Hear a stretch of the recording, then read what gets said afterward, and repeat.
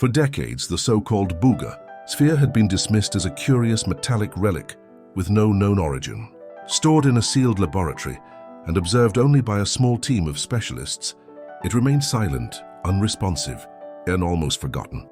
Yet on an ordinary afternoon, everything changed when Helena, a 63-year-old linguistic researcher invited as a consultant, stepped into the lab with a set of restored Sanskrit chants believed to be more than 3,000 years old.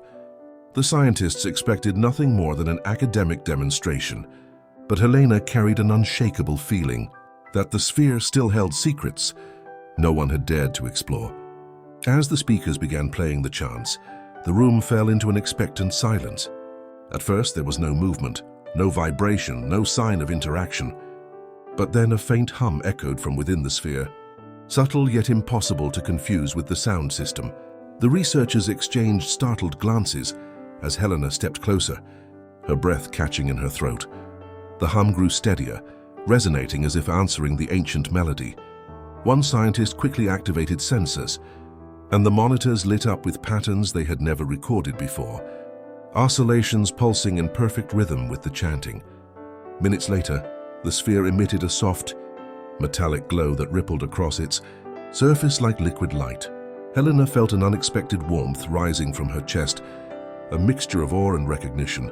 Something about the resonance felt familiar, as if the sphere were responding not only to the sound but to the emotion behind each syllable. The team scrambled to gather data, alarms flashing as energy readings spiked beyond known parameters. Yet amid the commotion, Helena remained calm, sensing that whatever was happening was meant to be witnessed, not feared. A supervisor rushed in, demanding answers the team could not provide.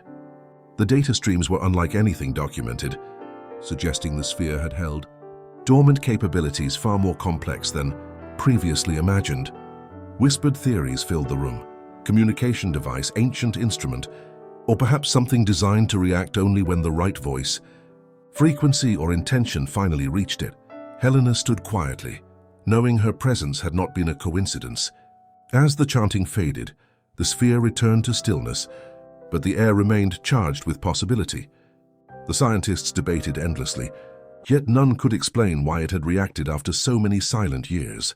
Helena, however, left the lab with a single conviction: the sphere had awakened for a reason, and whatever message it carried had only begun to reveal itself. Something deeper was waiting, hidden in that ancient resonance, calling for someone brave enough to follow its echo.